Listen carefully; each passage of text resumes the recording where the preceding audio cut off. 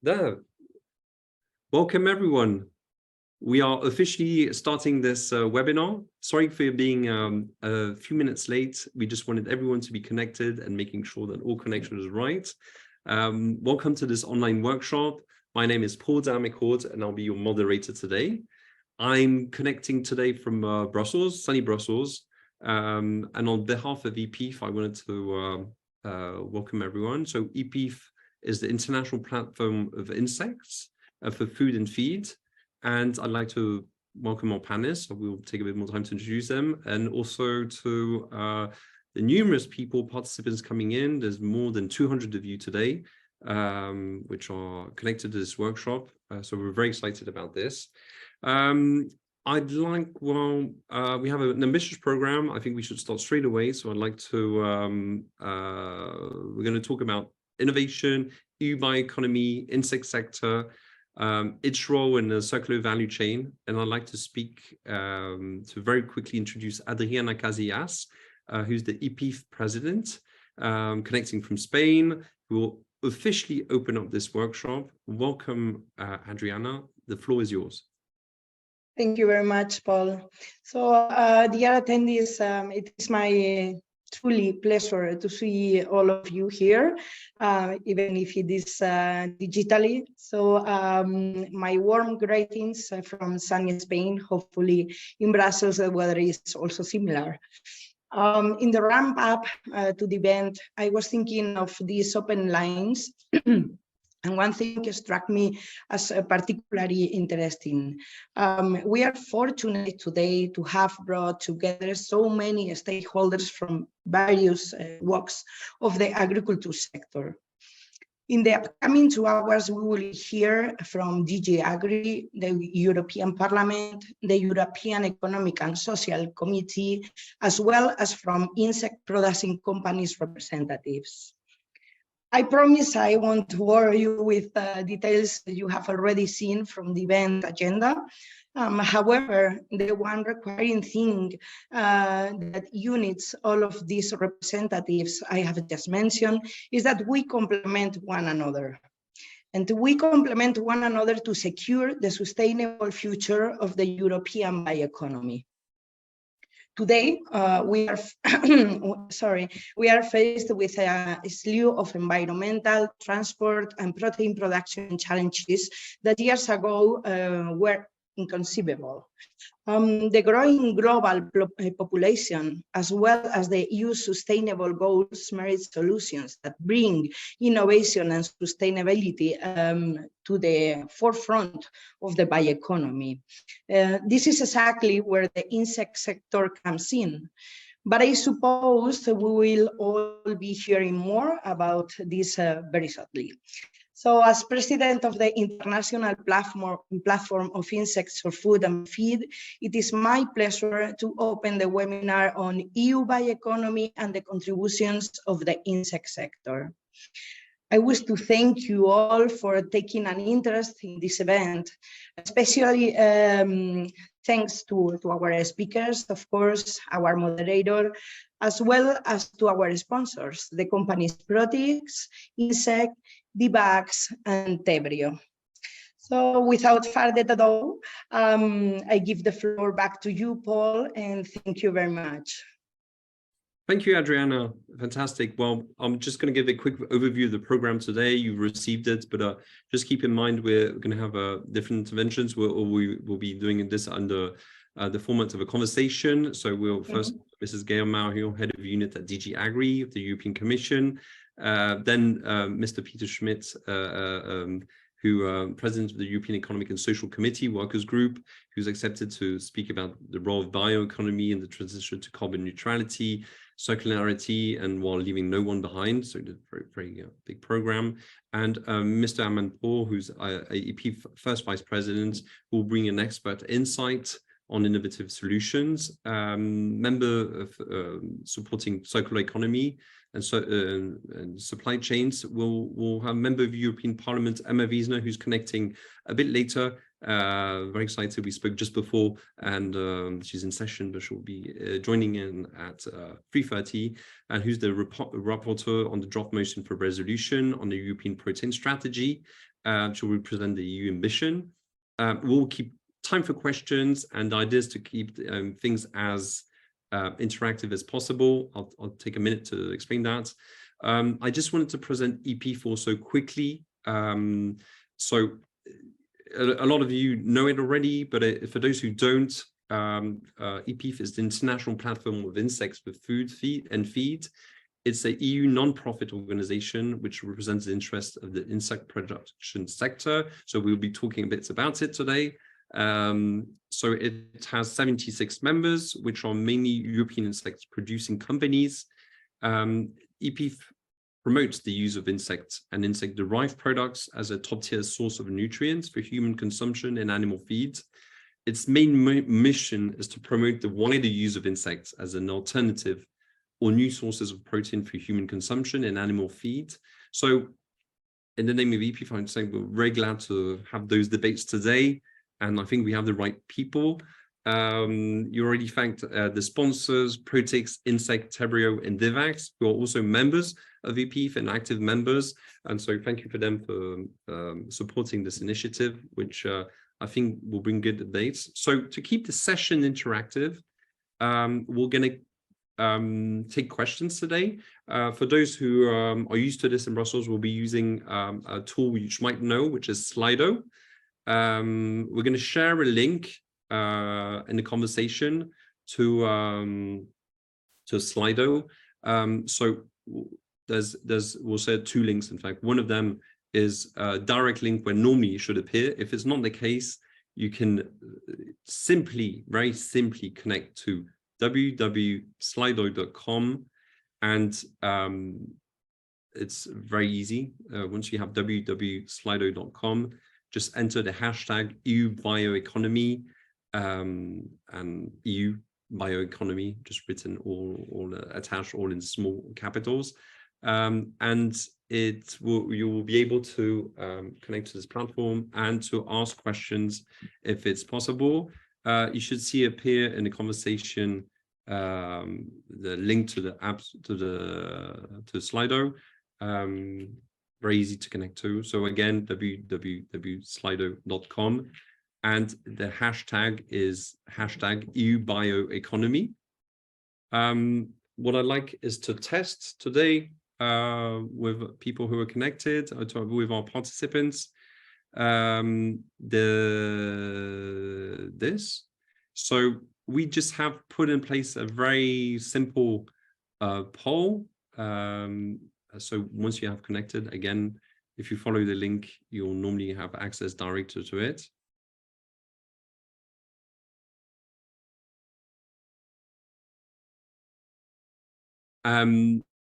Just waiting a few seconds. Make sure everyone connects to Slido. Hashtag EU Bioeconomy.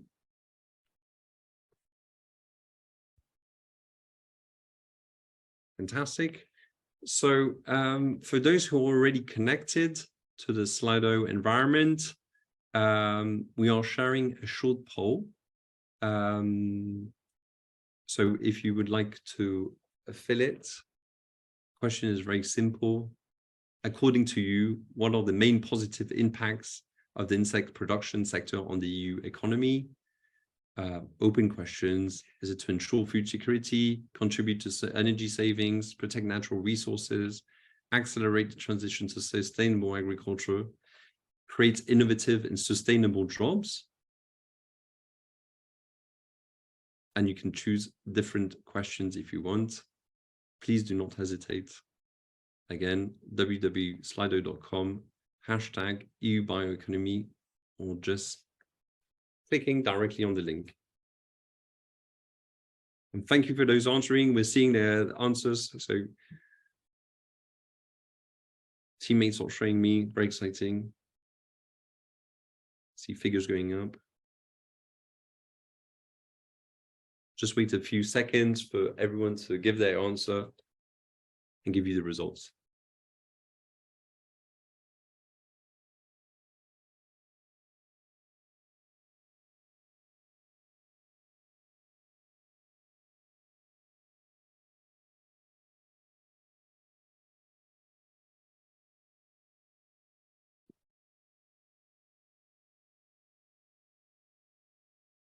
All right.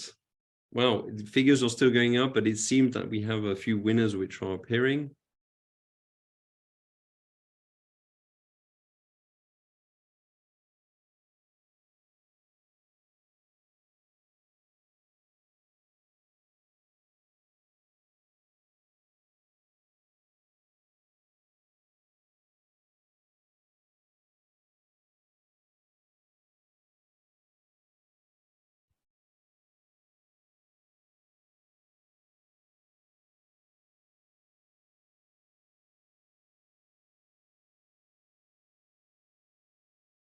I think we can share, the IPIFF is going to share the results.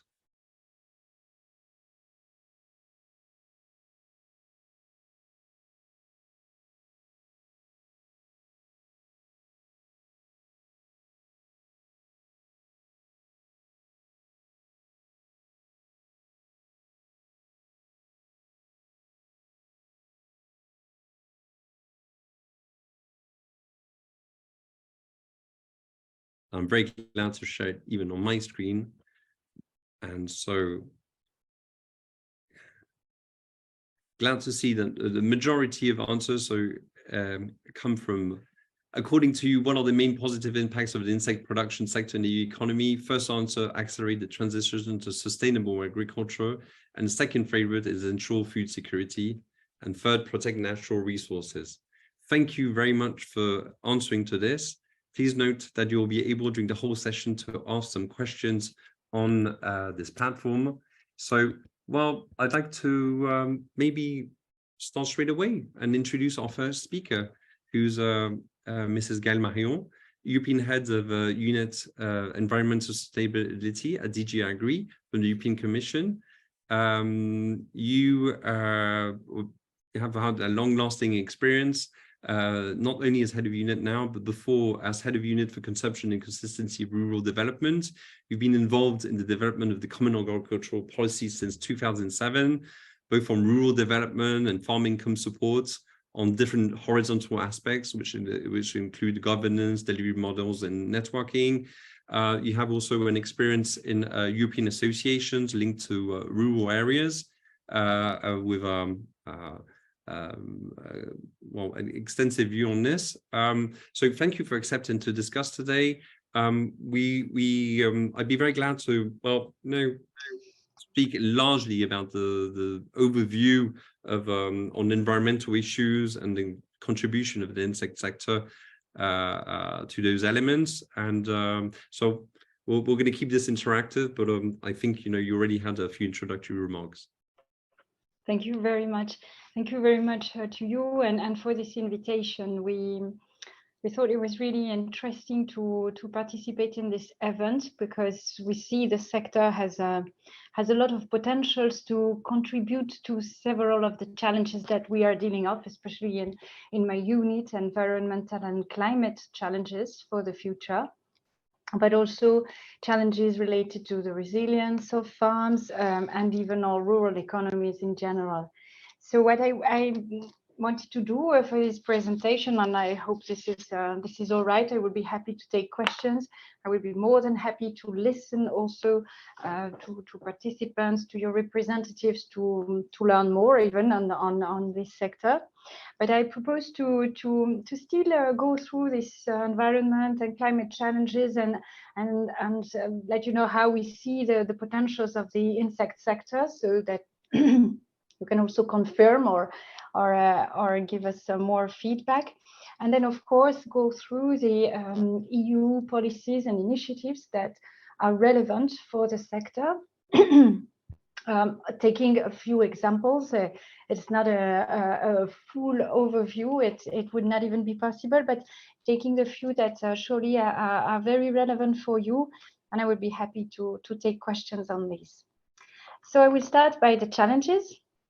And I will start by the most obvious one, perhaps climate change. So we need to reduce our emissions in general and in agriculture. Methane is an important contributor to these emissions. And already in the Farm to Fork strategy that we prepared a few years ago now, we were speaking about reducing our meat consumption. as part of the answer to this challenge. But with this came also, and is still coming, the questions of how to encourage the best models of protein production, the most sustainable protein production we can encourage, be it, of course, with the livestock animal production, like the ones which are the most extensive and that use grassland, because grassland are carbon stocks, carbon sinks, but be it also plant-based protein productions, or be it indeed this kind of new protein productions. And the good news that we find is that insect farming has a very low climate footprint, at least lower than many others. Per output unit, per kilo of protein, farmed insects have much less land use and need less feed and emit less GHG than conventional livestock. So that's a very strong asset, of course. Another challenge that comes also with climate change, but it's related to how to adapt then to these changing climate conditions. We will have in many regions, it will not be possible to continue farming in the same way, or at least do the same crops in the same conditions. So there will be a lot of changes that will need to happen on the ground due to these new climate conditions. And so there is the need for farms to become more resilient in the face of this climate change, and also in the face of more frequent extreme climate events.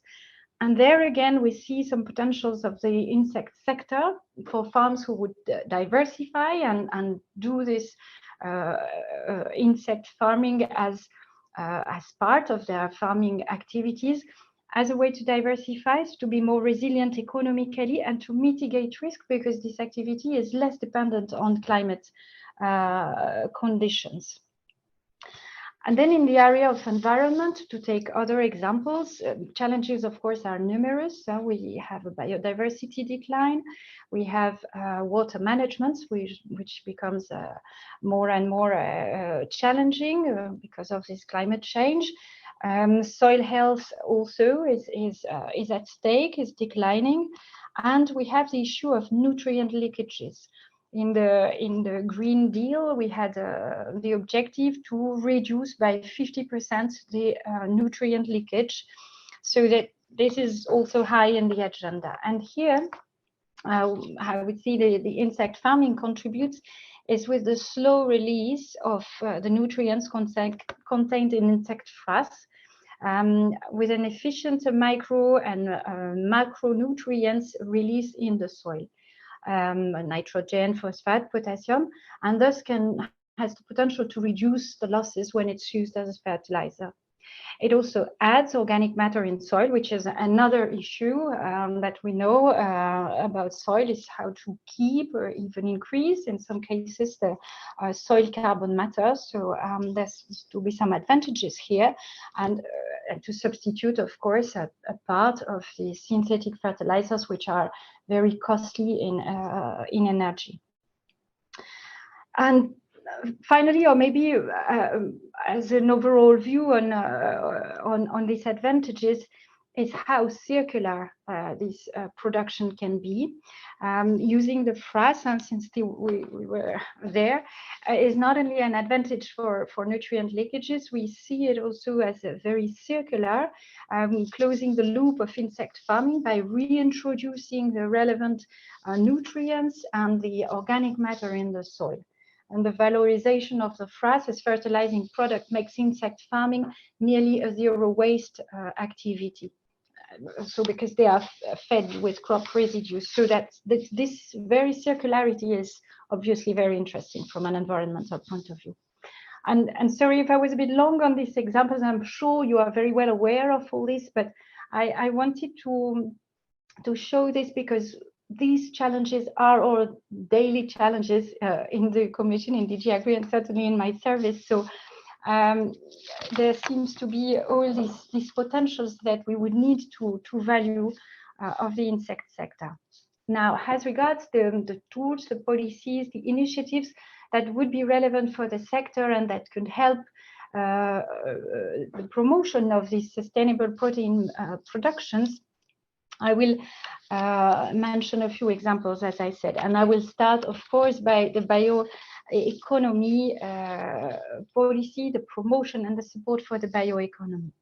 So in our understanding, the bioeconomy encompasses all the sectors and systems that rely on biological resources, their functions and principles. And insect farming and production is typically part of this bioeconomy. They provide basis for feed, for food, organic fertilization, and they grow on organic waste or residues. And in turn, they help to create new jobs and business opportunities, especially in rural areas. So the sector is clearly emblematic, if I can say so, of this bioeconomy, the way we see it and the way we promote it. And we expect the bioeconomy to really address and help tackle the urgent task of the coming decade. So to guide the transformation of EU economy in general to a climate neutral and resilient economy that no longer relies on fossil fuels and other harmful non-renewable resources. So I would say that the bioeconomy is a bit the chapeau under which this sector can really connect and find a lot of support under EU policies, and I'm sure under national and regional policies as well. And precisely as part of the EU policies that support bioeconomy, I can speak about the Common Agricultural Policy. Being from DG Agri, that's our area of expertise, of course. The Common Agricultural Policy has given more prominence under this reform to the bioeconomy. It's now clearly part of the specific objectives of the Common Agricultural Policy. It's clearly labeled, mentioned, and promoted. So under the new CAP strategic plans, we've been encouraging member states to support this bioeconomy. The exact tools that can be used, there are many that can be used to support bioeconomy, and it depends how member states have programmed these tools under the CAP strategic plans. But of course, the most relevant are investment support, which can be on-farm investments, if it's a farmer who wants to invest to diversify, making a new workshop for insect productions. But investment support is also possible for small enterprises, is also possible for cooperation, is also possible for more infrastructure kind of investments that a community would like to invest on. So there are many possibilities there, but of course, it's for the member states to design exactly the support schemes. We did not dictate a one-size-fits-all type of investments. Then another tool is the cooperation projects. I think that's perhaps a little bit less known. It's support that is available not just for the investment part of a project done jointly between different actors, but it can also support the cost of this cooperation. And that again, to be seen how the members in each member state, how it has been designed specifically, but there is this principle to support cooperation between different actors. And I suppose in an innovative sector like the insect sector, surely when you want to start an activity, you need to liaise between different actors. So I would encourage to have a look at the opportunities under this kind of support cooperation projects. And a little bit in the same spirit, there are also support possibilities under the what we call the local development, the leader programs or the leader strategies. So if in your regions there is a leader group to check how the strategy has been designed, and if it's ready to support some local projects for this kind of development of innovative new initiatives that could be supported under a leader strategy.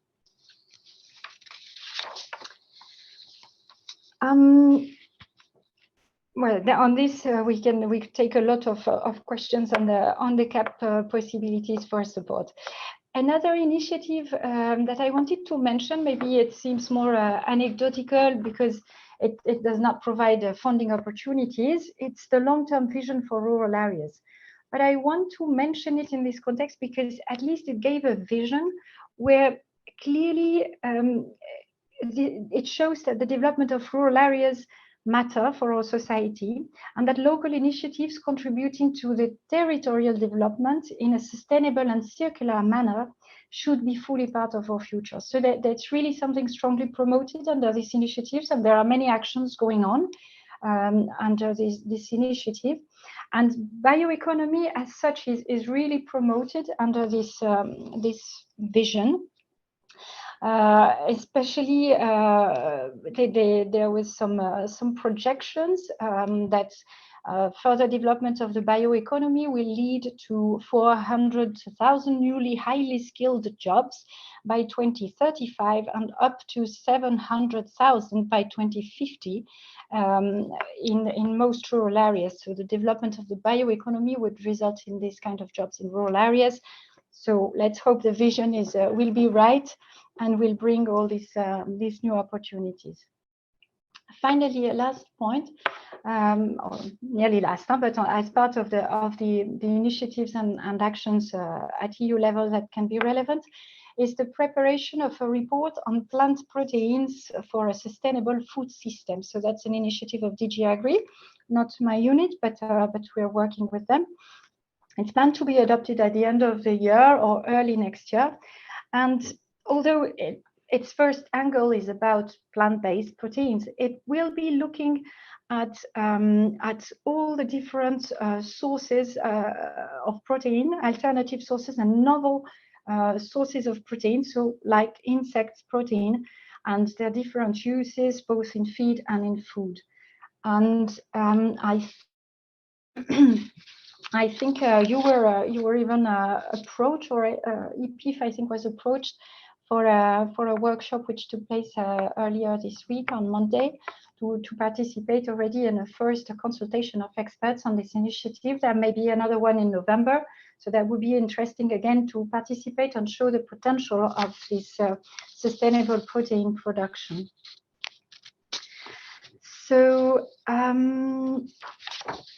now, where sorry, I'm getting lost with my notes. I'm letting you speak because I mean, thank you for sharing first of all the interest of the European Commission on the insect, really sector, and it's incredibly important for members but also for participants today to know about it. Thank you for sharing the tools and the sort of a spirit in which it's given, because it gives to everyone a better sense of where it's going.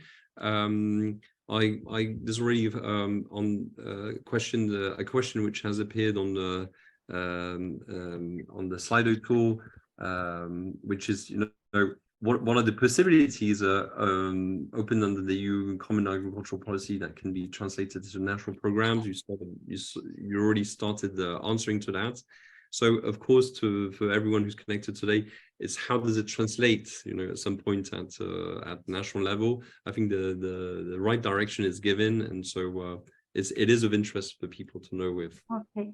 No, thank you. And sorry, I had not completely finished because I was looking for my last points, but I was nearly there. I hope I wasn't too long. No, so apart from this bioeconomy, CAP, long-term vision for rural areas, and this new report on protein that DG Agri is preparing, I just wanted to say that of course there are many other EU policies and initiatives that are relevant for the sector. Of course, research. So I didn't go through that. That would be for another event, and maybe with my colleagues working more on research. But I see this as a very relevant for a sector which is new and innovative, and perhaps also the regional policy that can do a lot in terms of investments and infrastructure. And finally, last remark before closing, because I thought this was important to mention. I think while it seems to be so good for a lot of climate and environmental challenges, and having a lot of potentials and inserting itself in many of EU policies objectives, I think it's clear that there will always be a need for adaptation of the projects to the local circumstances, the local environment, and that there is not a one size fits all. And I suppose you know this very well, but it is also something we would recognize that there is never one perfect solution that you can apply in different locations. And that aspect of always the need to be always innovative and creating new links and assessing the situation in a given environment will remain always very demanding, if I can say so. And so on this, I can only encourage you to continue your good work and do your best on this. Great. Voilà, I'm done. Thank you. Thank you, Mrs. Marion, and thank you for the sort of positive spirit in which things are, and you were reminding that IPIFF has been contacted to participate into stakeholder discussions and with the European Commission. So I think that's also very important and a positive message. It's a moment where we're going to take a few questions which are appearing. Many questions coming in. So the first question was how could we enter EU market for insect protein products? So of course it's important. IPIFF members have protein products, and some of them are already there. Some of them still have to come. There's the same question will apply also to insect organic fertilizers, how to enter and to make sure that there's a sustainable development for those products. What would be the steps and policies? So I don't know if you it's very precise questions, very technical questions, but sorry, the members are, you know, they have the products, so they want to know, and I'm seeing those questions. So if you have a few elements on that, or just on the markets, that to be very honest, of course, I'm not an expert on especially on this market, so I'm not sure. Of course, it's like for organic or for any kind of new development of new products, of course there needs to be a market, and so and there I fully agree. Also on other issues, when we can advise farmers and say, oh well, this is a very good production pattern, it's very good for the environment. This is never enough, because if there is no market for this kind of production system and product, of course it will not work. But there, how to develop the market is of course a fair question and an important one. That is an interesting aspect that I hope and think will be addressed in this report that we will prepare this year on the protein strategy. So how the consumption, and that can be consumers but also for animals, can evolve in a way that it pulls, it encourages the right production system, the more sustainable ones. That's a question we have for all kind of agricultural development. How will the consumption pull go in the same direction as sustainable production? Thank you very much. I know it's not entirely your responsibility, so the questions were a bit difficult. No, but it's very relevant. There's questions coming from our participants, which are. I'd also like to. One of the questions concerns the development in rural areas. I mean, this whole economy gave a few figures. If I wrote down, you know, maybe 400,000 jobs, 700,000 jobs up to 2050, and that would be fantastic. But you know, also I'd like to pick your mind, because there's questions coming in on how, you know, how this circular value chains linked to the insect sector will have a development and will play a role in rural areas and in the development of those areas which you know well from your experience. But this is why I mentioned this long-term vision for rural areas, and also mentioned at the end the relevance of the regional policy. I think the developing business in rural areas is not just about saying it's good for the environment or the climate, or it has the potential to create jobs. It means that there needs to be infrastructure, there needs to be services, the places need still to be attractive even for the business holders in a way, and to come and live there with their family. So on this, the Commission is very attentive, and this was the sign of this long-term vision for rural areas, to say we want vibrant, economically sustainable, still attractive rural areas, and everywhere, not just the ones the closest to the big city. So that's a strong message.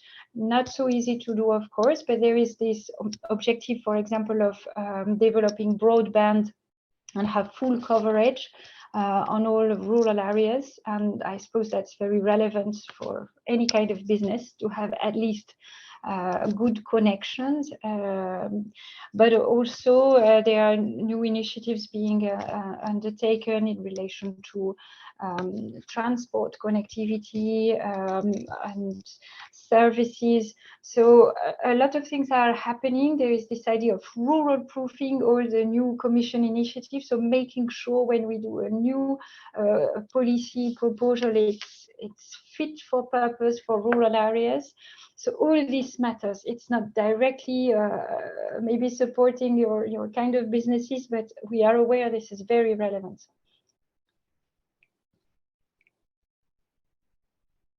Sorry, Hadi, thank you very much. I mean, I know it's also from experience, because you don't only do that now, but you've done that before. Well, I'm a bit wary of time, so I don't know if there's I'm asking to people on the Slido if they have a last question, because there's 1 or 2 minutes for a last question. If not, do you have any sort of last words or conclusion, or future vision you'd like to share? No, I think I was really happy to prepare for this intervention and get into the topic a little bit more than we are used to, and I will stay and listen to you. I think it's very interesting topic. Thank you. Thank you very much for your invitation. Thank you. Thank you, because we'll be taking. So thank you again, Marion, for this. We'll be they'll be taking questions at other moments and have a little debate also a bit later on. So thank you for those insights, and thank you for answering to those questions.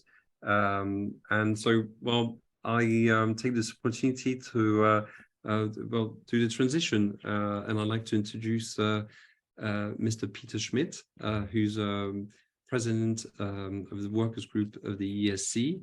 Thank you very much for connecting.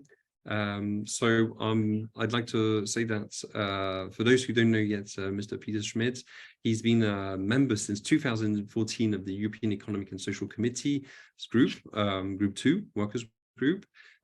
He has already worked from 2015 to 2018 as the president of the EC Permanent Study Group on Sustainable Food Systems. So it's a topic he's known since a while. He has been president of the ESC Sustainable Development Observatory since 2020. Mr. Schmidt is also president of the NAT section of the ESC and responsible for agriculture, rural development, environment. He has been rapporteur of several EC opinions related to sustainable food systems, and in particular the most recent one on food speculation. And he has been the rapporteur of the EC opinion on the sustainable economy we need. So we're talking about, today we're going to be talking about the role of bioeconomy in the transition to carbon neutrality and circularity. One of the themes which is important is also leaving no one behind in this well-being economy. So welcome, Mr. Schmidt. Welcome, President Schmidt. And I'd be very glad to open this with an open question. In your view, how can the actors of the bioeconomy work with this program and be better heard? Yeah, thank you very much, Paul, and thanks for IPIFF for inviting me for this interesting subject. Same for, as Gael said, so was also happy in the preparation to get into this more deeper and detect a couple of points what I think we could really discuss in order to support this. Let me correct one point. I'm not president of workers group. I'm just come from the workers group, but the other titles are correct now, just to be clear. If you don't mind, Paul, I would like to introduce with a couple of words, not that much, the ESC, that make you a bit more familiar with this, that you understand how we come to position making in this institution. The ESC is a body which is quite old, already in the Roman treatise, and all member states are sending, depending on the size of the member states, members to the ESC. And we are united in 3 groups. The one is the employers group. A third of our members is out of 329 are employers. 30 is trade unions. I come from the trade unions, the workers, and the third group, the same size is, these are civil society groups. So what we do is we go into details and deep dive into subjects and prepare so-called opinions. You mentioned these opinions. And in the end, similar to the process in the parliament, we adopt in a process, in a compromising process, opinions, which are, we think, quite meaningful. So this is important to know because we have the full organized civil society behind our opinions in normal cases. Sometimes it's a bit more difficult, but in most of the cases we do it. And we have been the first institution calling for a comprehensive food policy. So why I'm mentioning this? Because I described this this food policy rather than an agriculture policy, because we have to see the full supply chain, starting from the producer going to the consumer in the end. And I described it always like a temple. Said, look, that's the food policy. We have the pillars, and we have to organize the pillars, and the basis is governance. So, and this is when we talk now about bioeconomy, and particular on insects and how this can contribute, then I would answer this must contribute to a comprehensive and sustainable food system in the future. So that means I could make it really short. Fully supported what Gael has been saying. Happy that the Commission gets into this subject. Happy to see that we have organizations that are driving this. But we must, as civil society, play our role. And which role is this what we have to play? That means at first we must go deeper into a system change which we have. Because our food system is, of course, driven by interest. Our food system is unfortunately fragmented. And that means we are a bit, let me say, we have a couple of obstacles where it can come to different system changes because some interests are blocking, let me say, new and innovative solutions for that. So for this, we prepared in the ESC a lot of different opinions. You mentioned that. But what we did, it's also the question in the title, we already organized 2016 an European economic circular stakeholder platform, where we brought and invite all the participants now to have a look. Also, you're sitting in front of your computers, have a look into this platform. You find it easily on the website. We created it together with the Commission. And we brought in the circularity, the economy already 2016 together in order to have an exchange on best practices. So you find also practices on bioeconomy on this webpage in order to get some ideas. So and that's the role what we have to play as civil society. It means we are a kind of trackers in going to different economic models in a way that we are not simply addicted by growth and by exploiting what is to be exploited. So we identified, as Gael said, agriculture is one of the biggest parts of the CO2 emissions. So I don't blame that, because the farmers did that what they was supposed to do. They were supposed to produce, and no one had really a view on the next 30, 40 years. So, and then our common agricultural policy was designed to do that. So now blaming the farmers would be the wrong way. What we have to do now is to find ways, avenues for them to get into different other ways of production. So one is indeed the bioeconomy. A lot of farmers are using and practicing it already, but we have to identify the different pathways. We organized an opinion on protein strategy. Unfortunately, we did not focus too much on insects because and that's for me a point what has to be discussed together, how we can promote this much more. Because if you go into civil society, let me say, talk to the normal people in Europe, we have still a huge resistance to, to talk about insects as a protein source, which could replace other practices like the meat production. So that's why it needs a societal debate linked, and also this was mentioned by Gael, linked to the damages which we created over the last decades with our current production pattern in the food system. Again, not blaming the farmers. So if we do not make the link, if we are not able to promote alternatives in a way that people see the added value in it, then it's going to be extremely difficult to convince civil society, to convince people, working class people especially, to take the alternatives in a way. So for the full picture, I fully agree. I'm aware of the time. I fully agree on the point on rural development.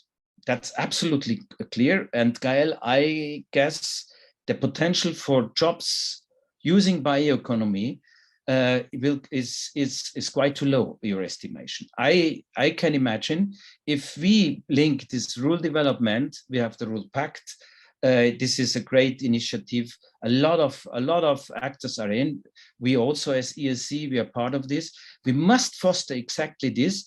And I'm sure if we express and design a policy, which must be, and that's my critics on the Commission, sometimes much more mandatory rather than just voluntary approaches, because if we just let the market do as you described, fully understand, we must have a market, but the market, a market is he doesn't give anything on developments. The market is just delivering for them who wants to make money on the market. So that's why we have to design and to frame the market in a level playing field where it's clear that we have priorities.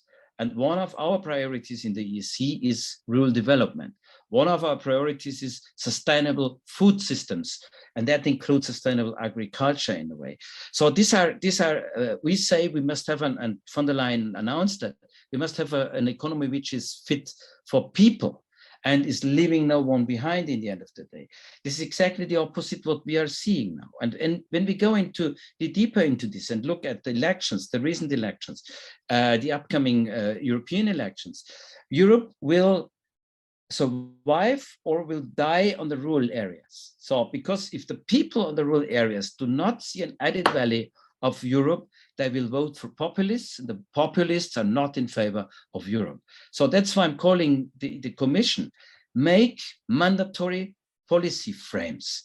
If you do this and not believe only into markets, then we won't come to a bioeconomy, we won't come to a rural development, and we won't come to sustainable systems which are working for people's life. And I don't want to go into details. You know that much better than I do. We have some examples. Gael, you mentioned farm to fork. That's why I said we called for comprehensive food policy. It goes into the right direction. But when we oblige farmers to stick to the objectives which I find are correct, fertilizers, pesticides, 25% organic. But then it's not logic that we just say to the processors that they can make a code of conduct, which is just voluntary that they should not do. They don't have to stick to these objectives at the same time. So you know, these are a bit the inconsistencies which we have. I know why these are there, but really insisting as civil society that we must have more consistent policies in order to get there. So my last point on this is I'm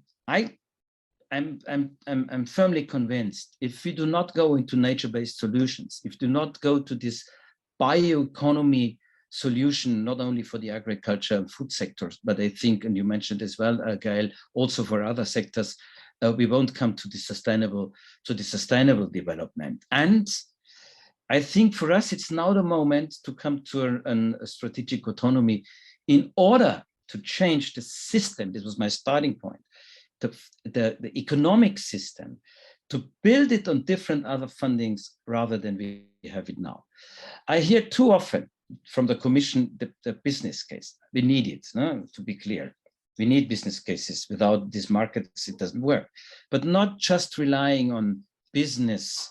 We must rely also on civil society, because if the civil society is not convinced, then the policymakers are not really able to implement different policies. In a way, we see that farmers go to the street in the Netherlands or in other places. So we see we didn't take them with us.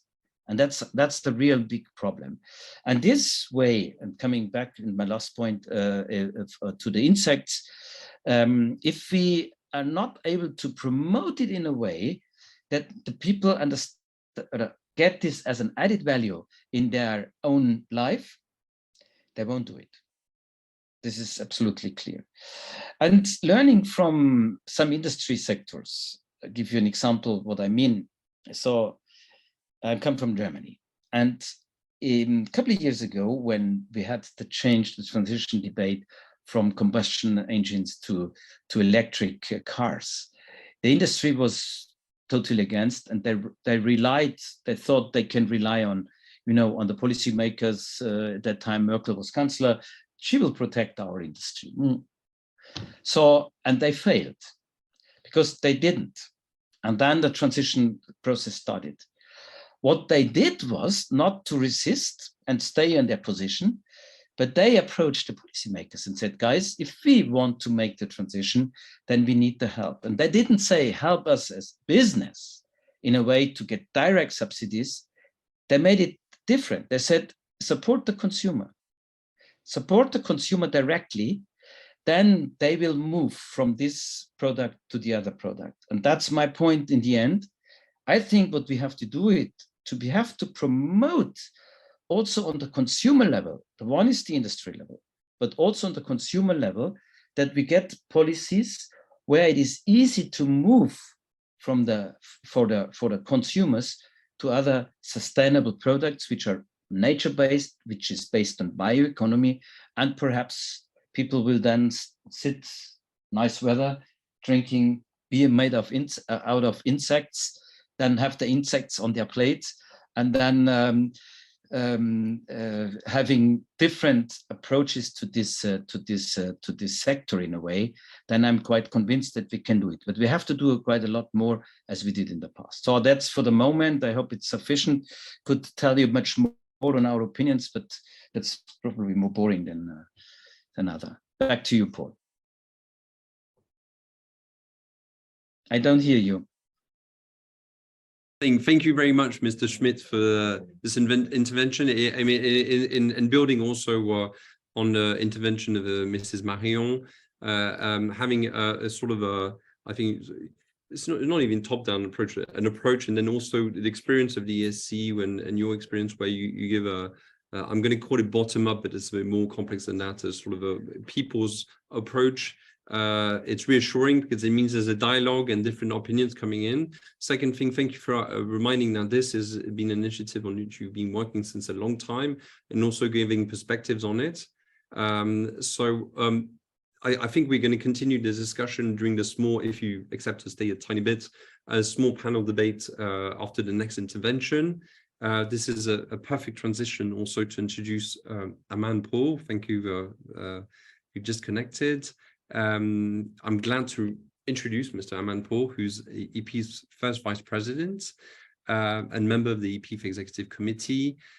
So Aman Pour also works as Director of Product Development at Protix, which is one of the worldwide leaders companies on insect-based nutrition, with headquarters in the Netherlands. He has, as a researcher, has a PhD in food technology and has been an active researcher in insect technology domain since 2013. And has written many articles and has published many books on the issue. He's an occasional speaker at events such as Insecta Conference at Pet Food Forum. He is involved in several projects on the use of insect ingredients as health promoting food and feed ingredients. So Aman will be speaking today about innovative solutions towards circular and more resilient food supply chains, and also presenting the IPIFF roadmap in view of maximizing the contribution of the insect sector. So I think this is going to bring a few operational solutions or long-term solutions to the things that appeared in the debates before.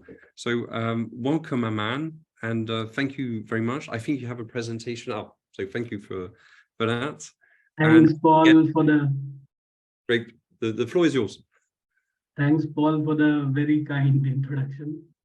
So, well, I'm glad to present this presentation where I try to present the potential of insect sector in stimulating the EU bioeconomy and overall IPIFF position on this topic.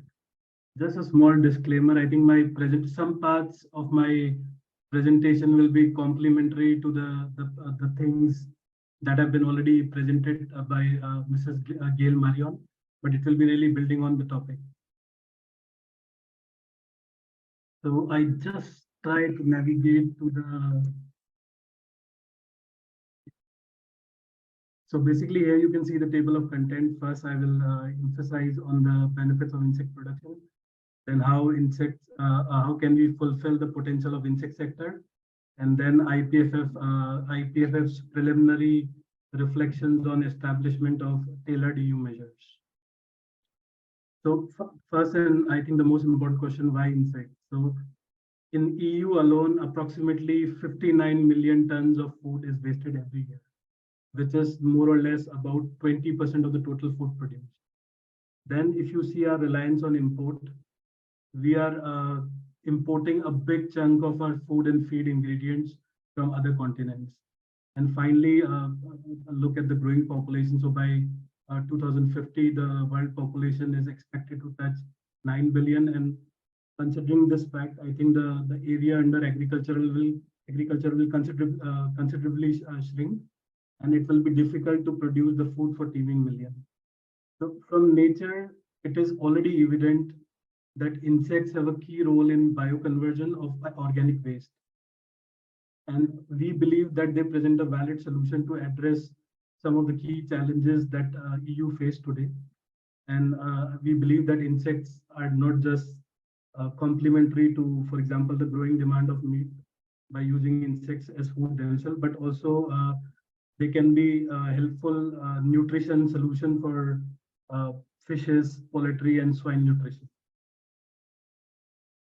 So here I try to put more emphasis on EU agri-food challenges. So obviously a big chunk of food is wasted, approximately 131 kgs per EU inhabitant is wasted every year. And then I think it is not new for us, the challenges that EU is facing as a consequence of COVID-19 pandemic and also the Ukraine geopolitical situation. And we have a strong need to accelerate the transition towards more sustainable and local diets. All these issues, together with the climate change threat, highlight the clear need for implementation of innovative measures that offer sustainable solutions to these problems. Now, we believe that insects have a clear role in connecting local agricultural supply chains. Insects can upcycle food waste or byproducts that are generated in one region to develop high quality protein and fat-based ingredients that have a very low carbon footprint. These ingredients can provide sustainable and nutritional alternatives to livestock and aquaculture production supply chains. Additionally, insect frass, which is generated as a byproduct of insect production activities, could also be used as a high-value organic fertilizer in plant production. So if you see all those offerings that insect sector is bringing to the world, I think insect production activities can bring diverse opportunities to the farmers by developing green jobs, by facilitating generational renewal in agriculture, and hence boosting the rural economy. Well, if you need more information on this topic, I invite you to go to the IPIFF website and to read this IPIFF fact sheet on connecting local agricultural supply chains through insect farming.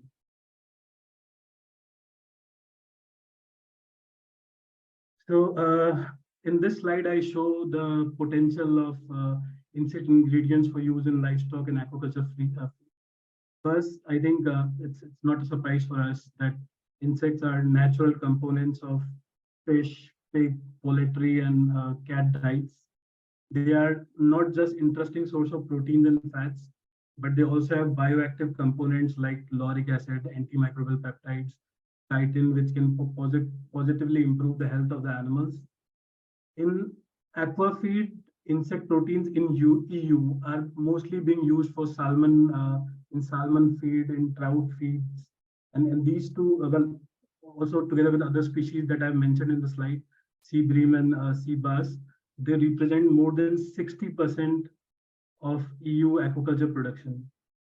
In pigs and poultry, I think insects could also have a strong potential to complement other protein sources. Well, more information about the nutritional value and the health promoting value of insects could be found in the IPIFF fact sheet on nutritional benefits of insects in feed. Please feel free to go to the IPIFF website and check out the fact sheet. Now, the potential of insect frass. Personally, this is my favorite topic in the slide deck. For those who are new to the topic, insect frass is basically the feces of larvae. It contains interesting level of nitrogen, phosphorus, and potassium, similar to those which are found in other animal manures. Insect frass has a very interesting fertilizing value. Additionally, it also has other bioactive components, for example, the microbiota, chitin, which can improve the soil health by various mechanisms. And we also believe that the land application of insect frass facilitates the reintroduction of valuable nutrients into the food chain and finally enhancing circularity. Today in EU, several dozen tons of frass is produced every year. And by 2030, we believe that frass production in EU by insect production activities will nearly touch 1.5 million tons. So finally, I think we also believe that application of insect frass in organic aquaculture will allow farmers to opt for more diverse selection of locally available biofertilizers. So in this slide, I will try to present the current status of insect production in the EU. So insect sector is basically a business reality today. And the sector itself is basically reaching a turning point where more and more small scale, pilot scale companies are turning into bigger players. So we are seeing that in the last 2-3 years post-COVID, more and more large scale farms are opening up.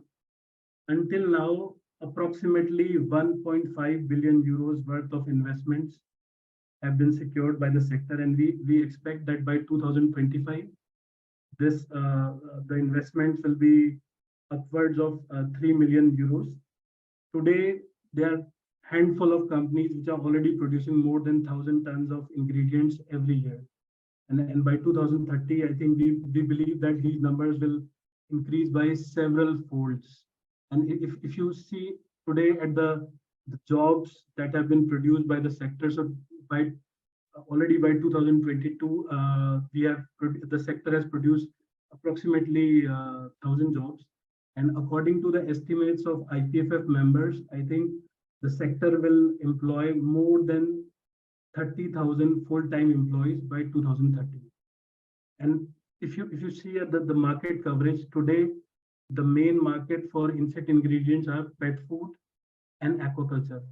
But keeping in the view other livestock production segment, I think the approval to use the insect proteins in pigs and poultry diet was came into force in end of 2021.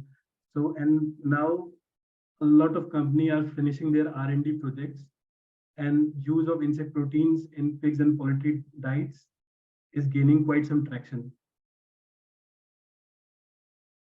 So, well, now I will try to explain how the insect sector will evolve in the coming years. So we at IPIFF believe that there will be a large diversity in type of farms. There will be, in terms of size of the plants, small scale, medium scale, large scale, and there will be also different production models. So some of them will be really integrated farms, whereas there will be also decentralized farms. There will be companies who will have breeding, rearing, processing, sales and marketing all under one company, whereas there will be also companies who will be specialized just in breeding or just in rearing or just in processing of insects. And I think decentralizing of the activities will also de-risk the investments and also reduce the operational complexity of the whole insect supply chain. Now, one phenomena that we are observing is also the integration of insect production activities with other production systems. For example, recently we have seen the emergence of this concept of co-location. So basically what is happening is more and more insect farming companies are opening in the vicinity of the feed production. So basically the region where food byproducts or food waste is generated. So basically I think that the cooperation is really increasing and there is more interaction between different sectors. And finally, we believe, I think insect producers are also cooperating more and more with the traditional farmers to really tap the full potential of the industry. Now I come to the second part of my presentation. So basically the EU opportunities to unleash the potential of insect sector. So well, it is important to note that insect production activities are fully aligned with the EU bioeconomy efforts, especially in relation to the valorization of locally available biomass and creation of innovative green jobs to enhance the rural economy. Furthermore, IPIFF agrees with the cross-sectorial and cross-policy approach via exploring synergies through common agricultural policy, European Regional Development Funds, and also EU research funding instruments. So insect farming is also very well getting aligned with the EU Farm to Fork strategy. It addresses several farm to fork sector objectives, such as strengthening the local food and feed self-sufficiency, reducing food waste to half, achieving at least 25% of EU agricultural land under organic aquaculture by 2030, and also increasing the organic aquaculture production, and then finally also reducing the nutrient loss to by at least 50% by reducing the use of fertilizers by 20% in the time frame of 2030.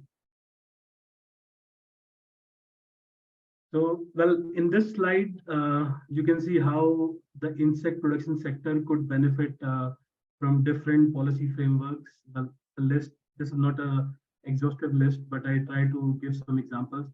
For example, I think Mrs. Gail Marion also discussed about the EU Common Agricultural Policy, which contains a framework for the EU rules on cross compliance. It also has framework for the rural development funds as well as the national strategic plans.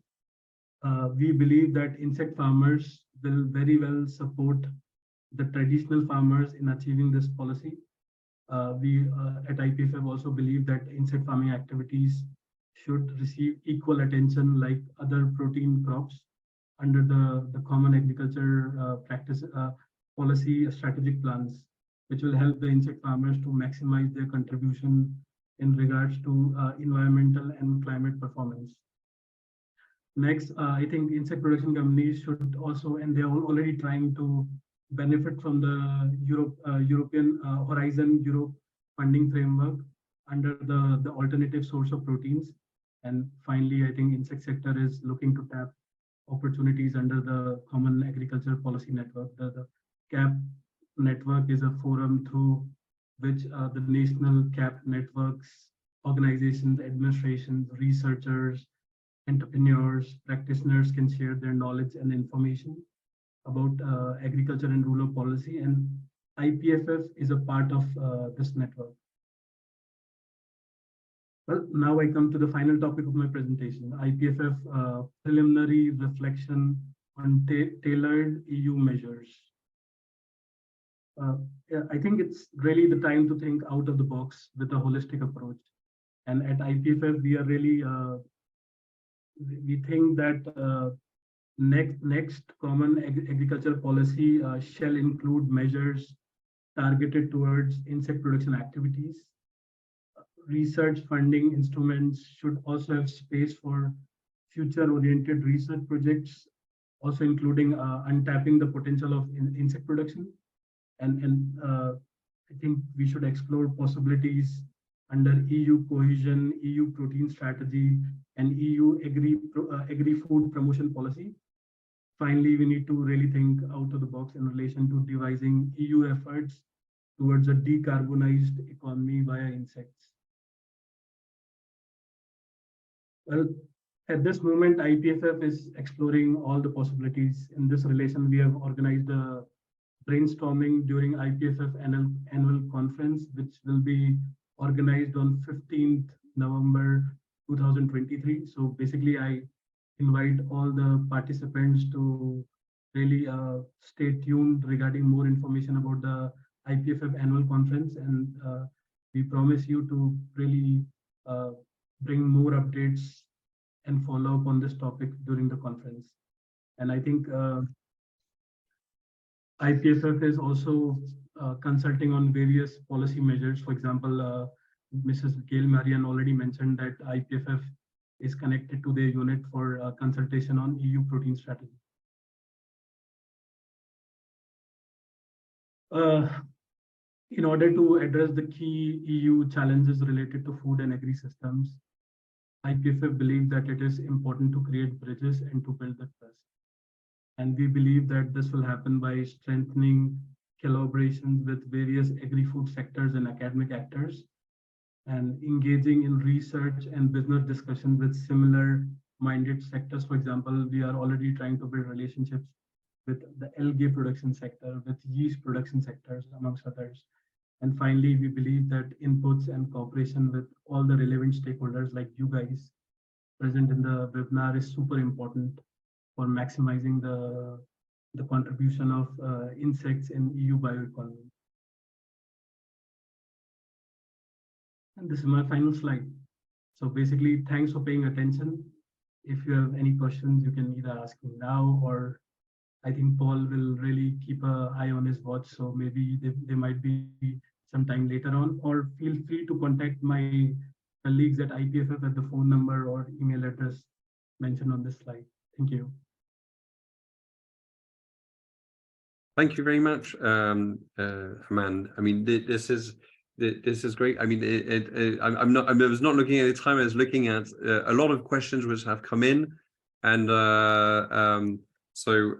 your intervention. I mean, the different interventions just before have triggered a lot of questions, and I'd like to ask to our different panelists to connect in, because some of the questions are one has been there for a while, but we've been talking about the development of EU sector, which is still highly regulated, but also which is also a solution. And so one of the questions which comes here again and again is, how can we have a EU sector which is a solution, and at the same time, how can we improve regulation in the years to come, so that those products which come from insect production can be in an easier way put in the market. That's sort of the first question. Second of all is one of the questions from people is is the EC studying other sources of protein, or just the fact that food leftovers could be, especially from homes, could be used as feed for insects. The idea is, well, to improve the environment.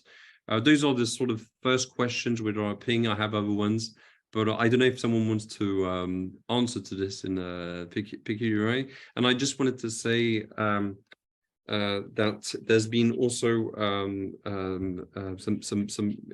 Mr. Schmidt some support where one of the members also said, well, please keep in mind that the insect industry deals and provides solutions for the overall value chain: food, feed, animal, human, plant, and soil. It was not so much a question, but it seems to go in the sense of what you were saying. So I was giving this positive energy. But so I don't know if you want to build on the sort of question coming from how can we, from the people asking, how can we sort of answer to this contradiction between it's a solution, but at the same time, there's a lot of legislation, either locally, regionally, at European level, and there's still contradictions. So what could be the answers to that? So, Paul, thanks for the question. I think it's a relatively complex question to answer, but I must say that I think this is a question that has been coming again and again. And I think so far, the EU legislators have been extremely kind to us. And if you see really, I think there's a beautiful slide that Christophe Derian, the Secretary General, shows always during his presentation, the milestone that IPIFF has achieved. So I think there is a clear roadmap from IPIFF, and we are always prioritizing the roadmap together with our members. And I think once we prioritize the roadmap, we are having an open discussion with all the stakeholders, especially the lawmakers, and the lawmakers help us to really learn the mechanism, how we can unlock what information is needed, what scientific studies, what mandate is needed, and we are trying to bring all those things in a same funnel and executing the things based on the priority of the sector. So I think this at least answers the question on regulation. But so far, I think I'm seeing this sector very closely since 2013.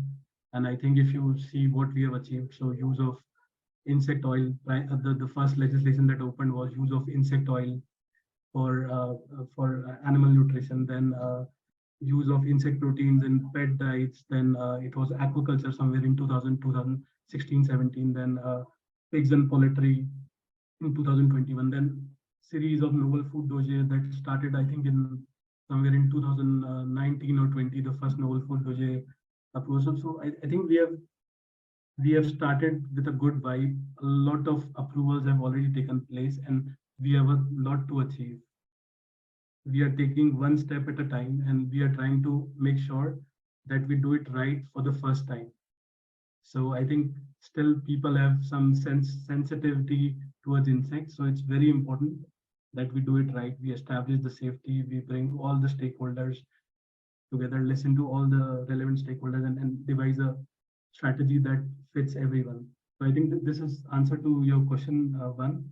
Second thing is the European, I think EC, European Commission, considering other feedstock to feed the insects. So I think there are more suitable people in the panel who can answer this question. I think Gail Marian has a more suitable answer, but based on the conversation IPIFF had with the lawmakers, I think this is very well on the plate, and we still need to establish the safety. So I think a lot of academic partners are busy. For example, there is a very nice research consortia being operational with Wageningen University. So they are trying to establish some of the safety evidence in relation to use of fish and fish product, meat and meat products, household waste, And once we have a clear evidence, we are happy to make a dossier and bring it to the lawmakers.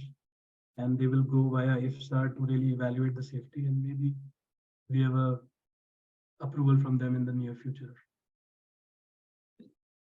Great, thank you very much. Well, thank you, Armand. I might, revert to also European Commission or ESC on this on those issues. They're long-term issues, but there were a lot of questions around them. So I don't know if either Peter Schmidt or Genmar, you can come in on this. As I said, for me, it's less a question on scientific evidence, because if we talk about different other issues, most of the cases we have scientific evidence, and there's no need now to gather, of course, always the need to gather data. So that's clear for me, because it's always the question of progress to develop positions, to develop also science.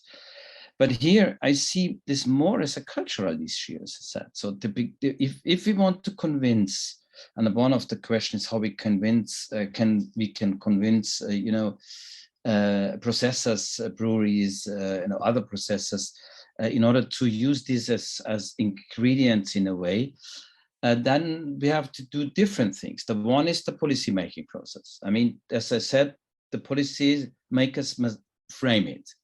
So then I let the policymakers do in a way. No? They go into technical details. We know we have in Europe quite regulated and well-framed food safety market, no? Because this is something we have to consider. But this is not what I think is to be done. What we have to do is to convince the people on the street that they accept that if they're gonna go and buy a organic product or another product, I don't want to distinguish a sustainable produced product, there is in the future a part of this as ingredients, insects in. So if you do that today, and in all my environment, which I know, is they would not buy it, because they have a feeling culturally that we do not eat insects. So we must come over of this kind of attitude, and that is of course done by good examples, and let the people try it in a way that they don't die immediately if they eat a grasshopper or so. So in a way that's, I think this is the most important thing. That means that the sector must develop promoting together with the policymakers, of course, but must develop promoting ideas how to bring this to the people. This is not in the debate when you go for lunch, when you go for dinner. This is not on the screen of people to have something like insects on the plate, and you can order it in a restaurant. As long as we do not have it, this will not have a boost. That we can do what we want. And this is what Gael said in the beginning, to create this market in a positive way, that the market is ready to take it. Processors, and in the end, of course, the consumers and the retail sector. Starting with, let me say, insect weeks or like this. This is important to bring it to this. We can discuss on everything, on details in a way. It is not helpful in the end of the day if the people do not eat it, literally in a way. Maybe I can come in briefly perhaps more on the legislative side. I think I agree with everything that was said, but as I see it, as it's a new sector in development. At the moment, there is not one guichet, if we can say so, for insect production in terms of lawmaking. So it means there are food safety aspects. That is a set of legislation.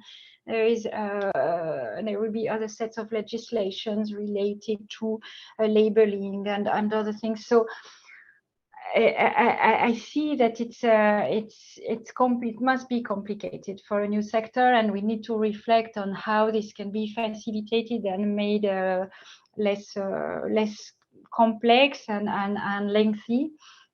For me, all all the conditions that allow for this development, being the consumer side, the cultural part, the production side, and then the legislative side, they need to be developed in parallel in a way. And while recognizing this, I don't have a magical solution. I think it's natural that it takes time. There is a certain gap between the development of a new idea, a new sector, and legislation being fully friendly to this new sector.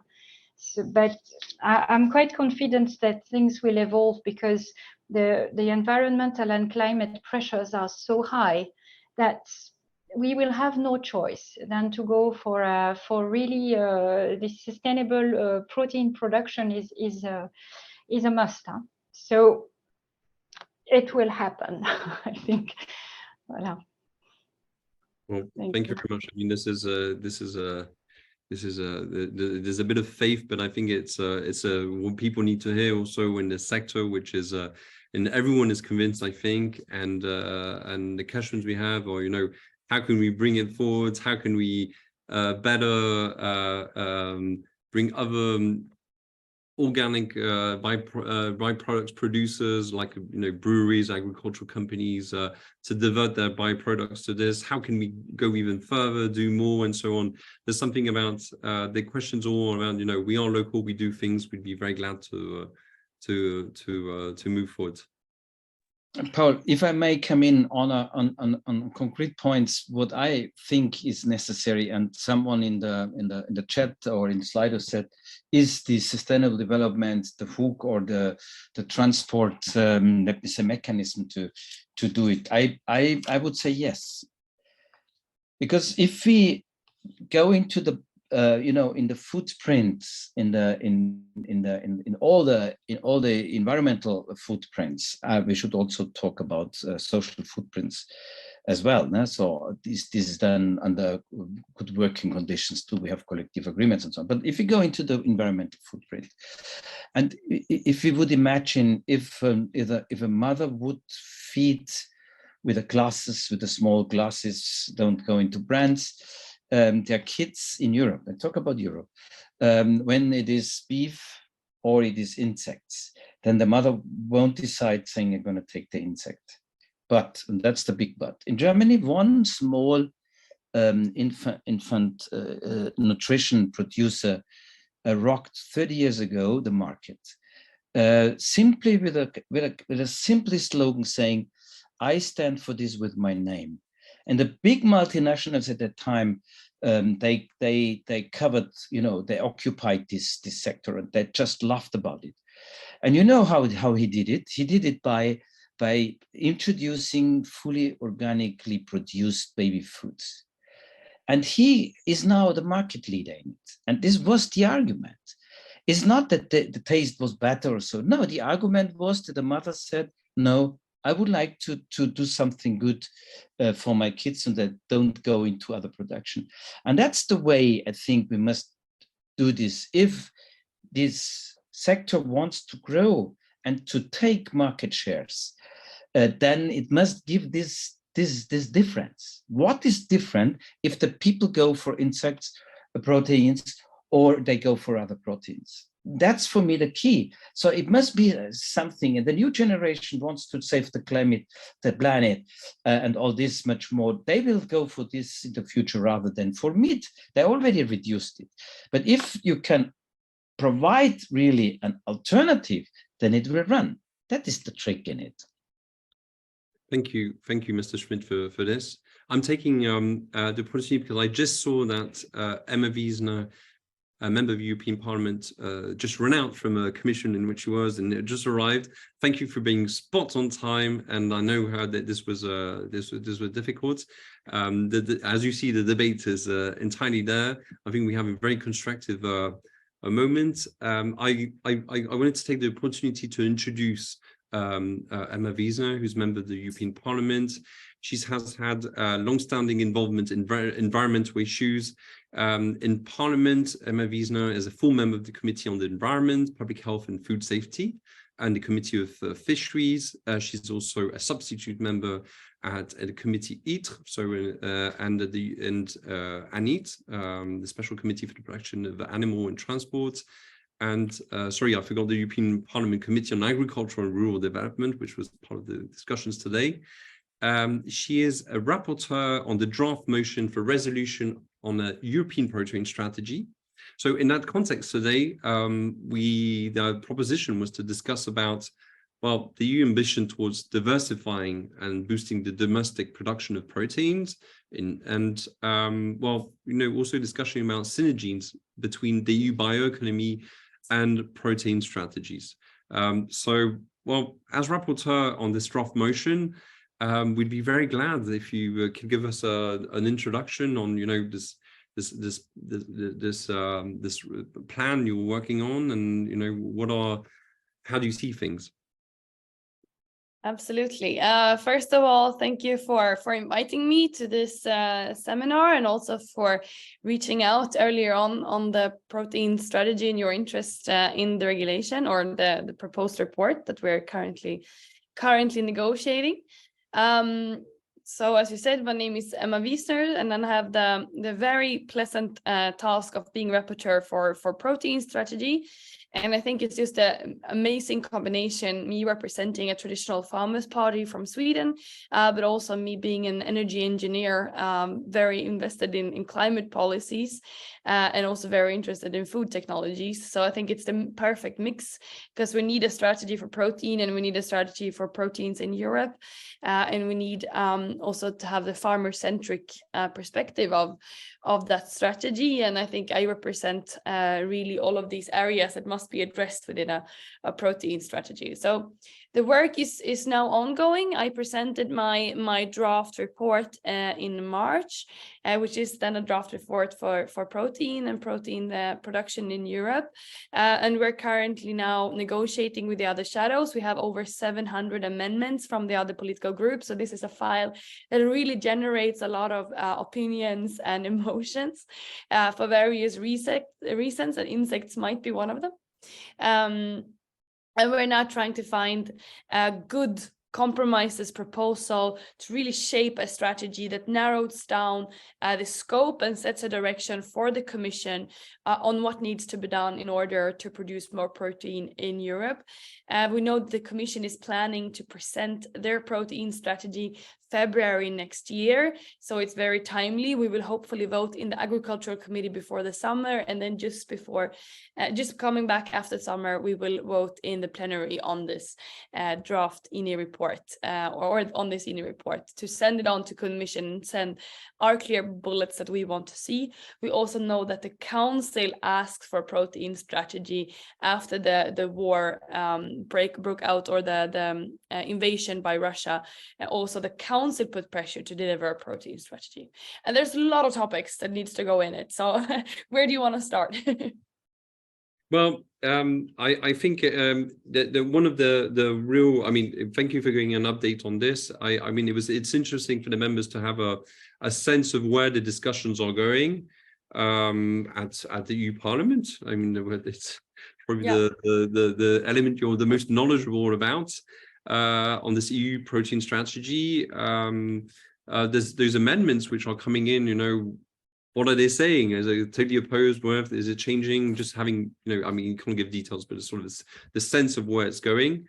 And also, there's an important factor we've been talking about is the synergies which have to be built between the bioeconomy and the protein strategies. A lot of in the discussions we've had before, it's everyone knows that insect is part of the solution, but how do you fit it in the current policies? Yeah.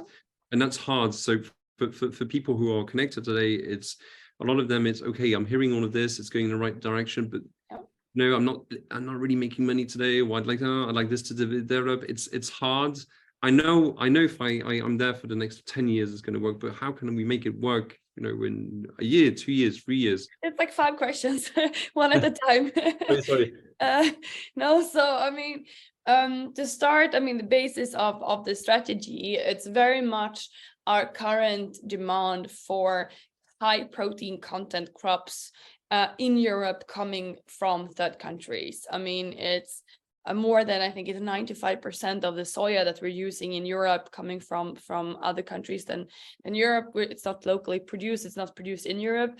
I think it's 78% of the high-rich leguminous crops that we use in Europe that are imported. So there's really pressure on producing more, be more resilient, talking about it from a open strategic autonomy point of view, producing more, especially feed, and especially feed for animals that's spotlighted on. How I see it is that I'm taking this opportunity. So there's like a window of opportunity opening because people want to talk about feed and especially the soya and use of soya for feed.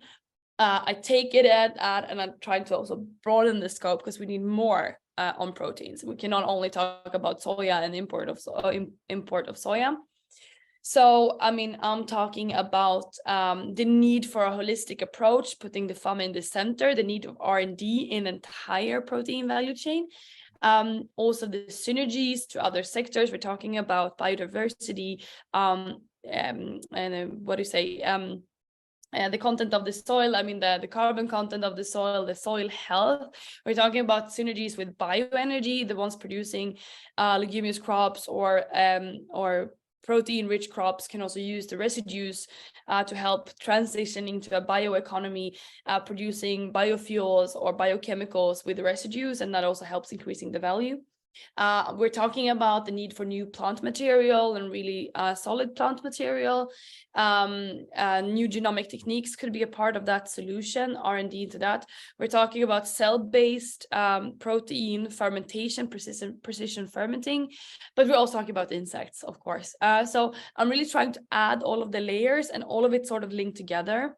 It's really clear when you're looking at, for example, the role of grassland, how grassland can be used to extract protein to replace soya, but that grassland also helps increasing biodiversity on the land. It helps decreasing the need of fertilizers, and also the residues when extracting the protein can be biogas. So you have like all synergies all over, and I think that's the case also in your value chain, in the insect value chain. I mean, you get many different synergies coming out of it.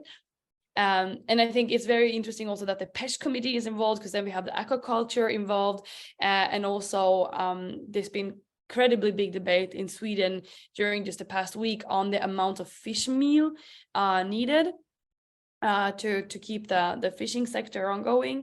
And I think there is like typical use case for insects. So to your second question is, okay, what's the reaction in Parliament? And I must say my colleagues in the Agri Committee are not maybe famous for being the most progressive ones, to say it mildly. There are many amendments on actually deleting a lot of the things that I've added. Very skeptic towards cell-based meat cultivation, towards new genomic techniques, and also towards insects. The way I'm trying to unlock that door is to say that the demand is growing. We can see that there is a market demand growing and market potential increasing. And I'm just going to say this first, though, jumping back a step. I always want to talk about opportunities in this. I'm a technology optimist. I'm an engineer by training, so I'm by default optimistic also in what technology can be done. For me, this is a strategy about unlocking, opening doors and not shutting down, not saying we shouldn't do this, this, and this. Say we should try and unlock potential that we're having in sector X, Y, and Z. Maybe not all of these doors will be used, but we should at least try to unlock them to see what potential there is. So really positive narrative throughout the strategy to see where we can find opportunities. This should not be a cow versus insect strategy. That's not where I want to end up.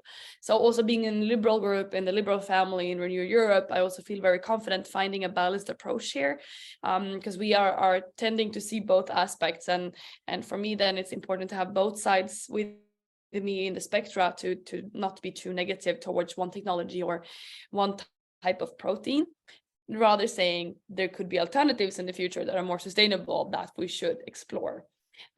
So for insects, for example, how I how I approach it is that it's a huge potential. I mean, there's a market growing, and we already see that there are farmers, because also if you grow insect, you're a farmer. People also tend to forget that. They think it's someone else. I mean, they are also farmers in a way. So I mean, we need to talk the language of the Agri Committee. There are already farmers investing in this, and there are expanding and looking at insects, especially for feed, and that's unlocking a lot of potential.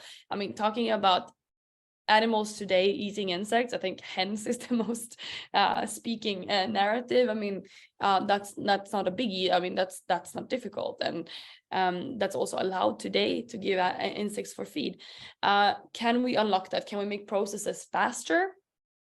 On approvals, can we make them, I mean, looking at all of the different safety aspects, environment, human health, etc., looking at all of that, assess it, but do it effectively, do it standardized, so we have predictability, providing predictability to stakeholders. If we do it more predictable, it will be faster. When I say faster, people tend to be scared, like, okay, should we skip steps? No, we should not skip steps, but we can make processes, etc., easier and more standardize, provide more guidance, give more mandate to EFSA, give more resources to EFSA, make sure that they approve things faster. But we should not skip steps. And I think that's important to have people behind us on this transition and being able to unlock the door, saying it's especially for feed, but also potentially for food, but especially for feed that tend to people be more mild and open to it, and especially since it is also allowed today. Saying we should also look at all of the different parameters. I think that's important to address people's fears, not to just say it's nothing, address it, but do it in a very scientific based way. And then also on the novel foods, I mean, we have plenty of novel foods. I mean, we have fungi, fermentation. We have, I mean, I've been eating sea squirts. This like animal living in the sea, looks like a mussel, but without a shelf. Or it doesn't look like a mussel, but kind of grows like a mussel, but without a shelf. Really weird animal, but super interested from a food and feed perspective, actually. Like, can we talk about novel foods in a broader context, not specifically saying insects or bugs, because that tend to scare people, but talk about novel foods and the potential in that. And I think we can get more people aboard, but it's not going to be easy. I mean, for sure. And I already now meet a lot of resistance in unlocking potential. And for me, as a technology optimist and very positive about the future, I'm very surprised actually on how much resistance it tends to be. Well, thank you very much for those insights and for giving us a feel on what is going on. I think we've had a lot of the optimists today. European Commission, Gail Marion, who's online, gave a very from DG Agri gave a lot of the optimistic view. Peter Schmidt from ESC has an approach where the actually people from the insects should almost educate in a better way people to create the business, not even the business models, but just educate the people to be ready for it. Aman Paul, who has a very strong expertise in research from IPIFF, and gave also different perspectives. So I feel you all have a different perspective on that. I don't know if anyone wanted to sort of react to the intervention of MEP Emma Wiesner.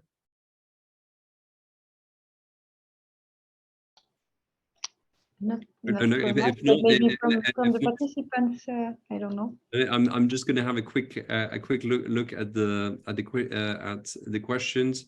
But some of the questions are very straightforward.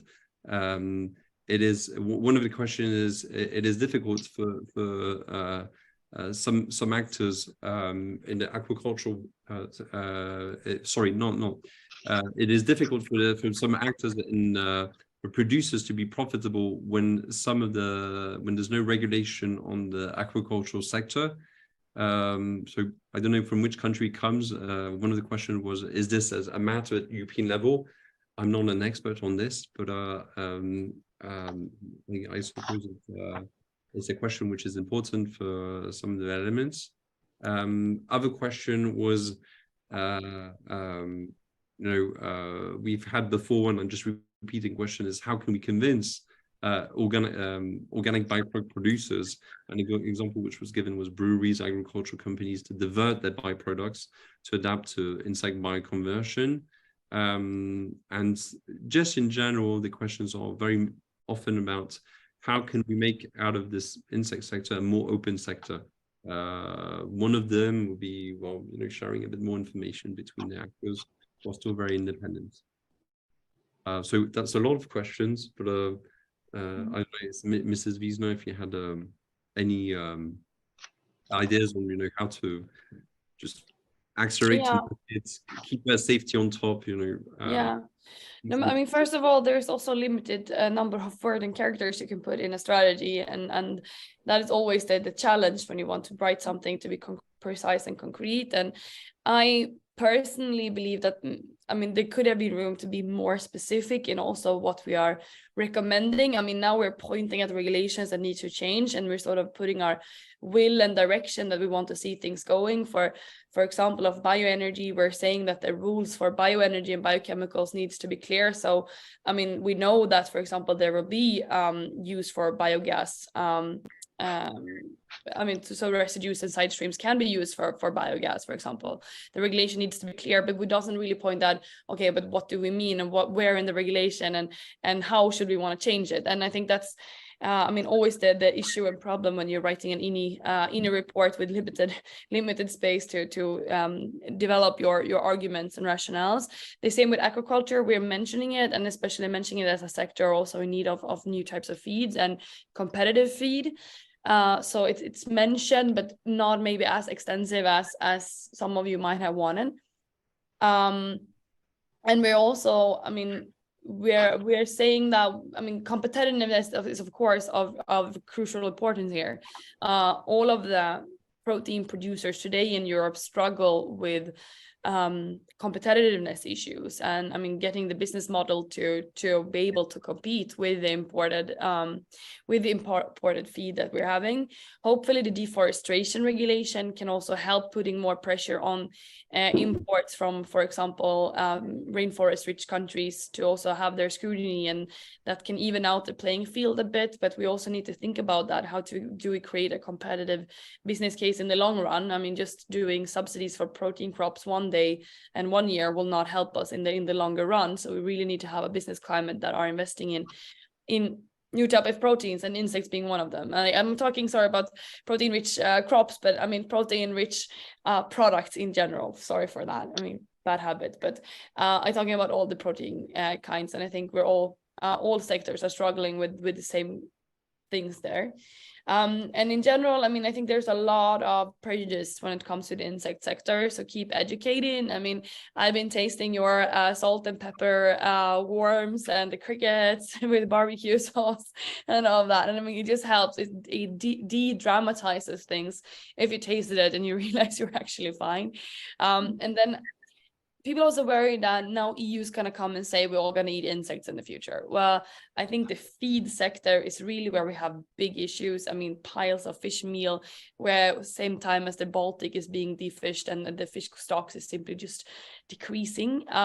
Pointing at the problems that we have in the feed value chain, I think helps people to understand that, I mean, this is not about EU wanting me to eat an insect burger. That's not what it's about. This is about exploring potential to find more sustainable solutions for many different sectors.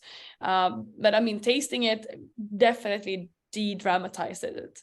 So keep educating, keep having dialogue with politicians and also with the general public, I would say, and pointing at the problems in the existing value chains that we're having.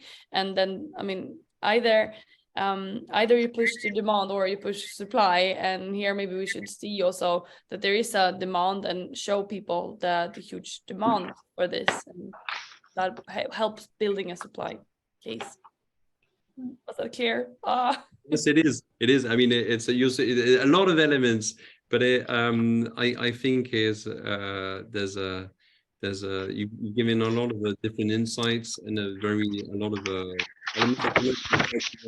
words, or sort of maybe I mean, you've been giving a lot of insights, but maybe one way or another, all this sector of the food sector, food value, insect value chain, can in a way still bring in information or elements to you or your reports.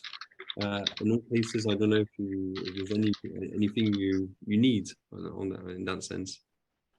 I mean, right now, I'm just really worried that we end up only saying feed and not being open to food. And I think that's just also, I mean, naive in a way, and I mean, science skeptic approach. So I would really prefer the strategy to keep food in. I mean, I'm not saying we should force people going in that direction, but just keep that door open.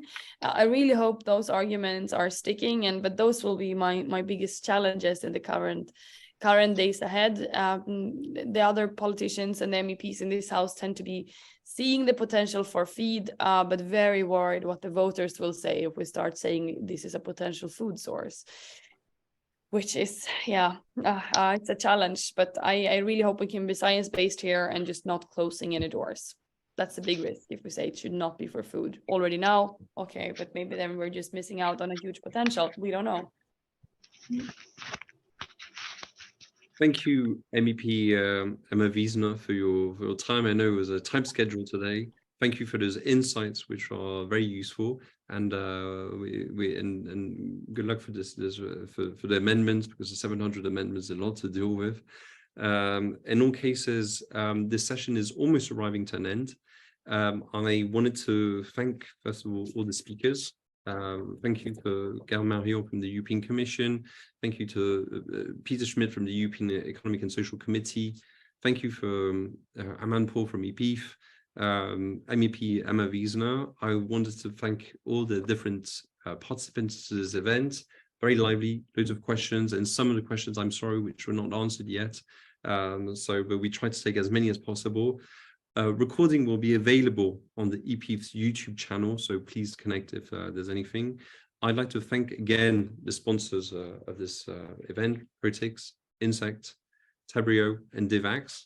I'd like also to introduce, I don't know if he's connected already, Antoine Hubert, who's IPIFF's second vice president. Oh, hello, Mr. Hubert. EP second vice president, for the final closing speech, and the floor is yours. Turning on the light. Better. Thank you, Paul. Thank you, everyone. Dear everyone, it was. It's fair to say that we had very good discussion today with all the panelists.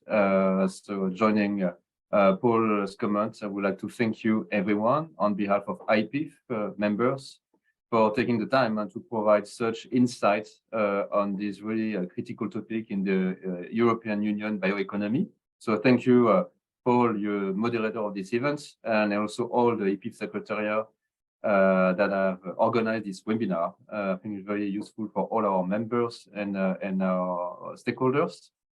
So formality aside, I would like to share also a few last closing remarks for this very high quality event and webinar, following all these in-depth discussions between the different stakeholders representing different parts of the value chain, private sectors and as well regulators. One of the things I think that was highlighted in these events, one of the main things is about this idea of complementing factors in the EU bioeconomies. We are about complementing and not substituting. I think it's critical because we're creating more diversity and more a positive supply to the European consumers. So really the European and the future of the European bioeconomy can only be fully sustainable and resilient really if it relies on a solid mix of complementary sectors, that all of them will continuously adapt to the different challenges we are seeing in agriculture today, from climate change, supply chain disruption, etc. The emerging insect sector, whatever it is, human food, animal feed, pet food, or fertilizer, really represent a critical contribution to this mix. It's not that it's secret, and when we talk about agriculture, one of the most critical aspects is the related to the protein and the quality, the quantities, and the required resources to produce these proteins. As you have heard, I think in all this webinar, the insect sector, while reducing the need of agricultural land required for the production of protein, can also bring a solution that can limit carbon emissions or water consumption. And at the same time, happens this domestically locally, so then creating European jobs.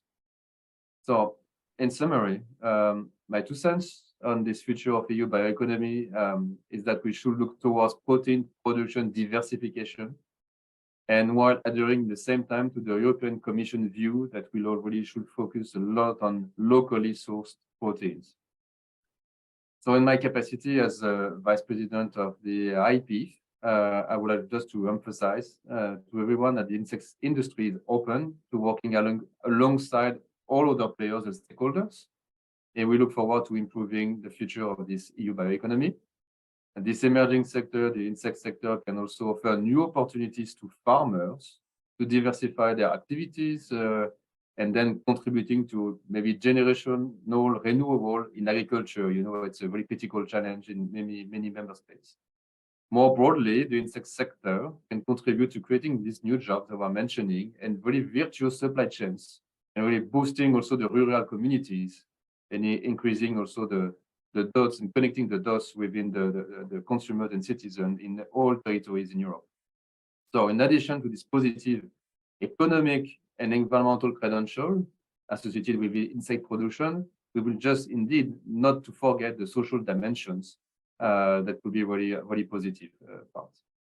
So again, on the behalf of all the entire IPIFF organization, I would like to express really my thanks to the amazing guests today, and also thank our sponsors, the Vaxprotex, Debrio, and Insect for supporting this webinar. And I hope this event will mark a series of productive discussions among members with our different stakeholders. And hopefully the best is yet to come. So have a great end of day today, everyone. And thank you. I hope to see you soon in person or virtually. Thank you. Thank you very much, Antoine. Well, thank you to all.